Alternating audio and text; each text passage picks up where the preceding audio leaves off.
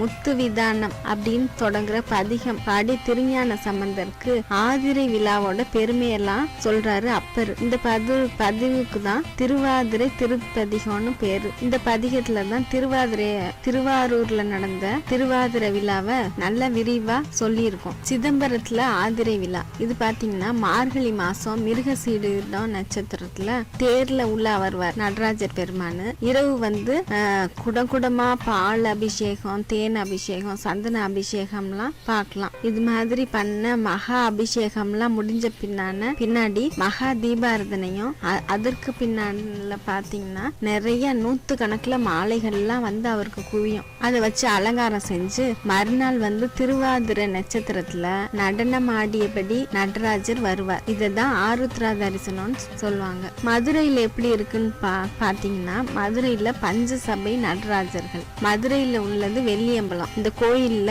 இன்னும் 4 சபையும் இருக்கு. எல்லா சபையிலுமே உலா திருமேனிகள் இருக்குங்க. மதுரைக்குரிய வெள்ளியம்பல வாணர் இவரது என்னன்னு பாத்தீங்கன்னா கால் மாறி ஆடிய கடவுள். இவர் வந்து கஜ சம்ஹார வாகனத்திலும் மற்ற 4 நடராஜர்கள் விமானத்திலையும் வருவாங்க.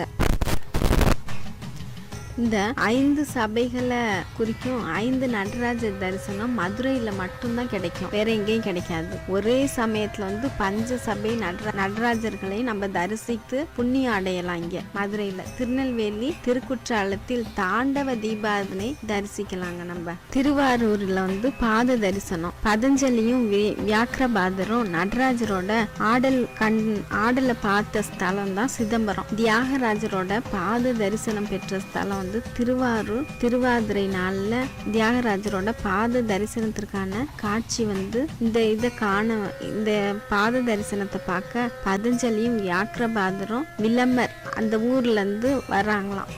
தியாகராஜர் வந்து அதிகாலையிலேயே சபையை விட்டு இறங்கி ராஜநாராயணன் மணிமண்டபத்தில் எழுந்தருளி பாத தரிசனம் தருவாருங்க. இவரு இரவு நடனம் ஆடியபடியே மூலஸ்தானம் செல்றாரு நடராஜர்.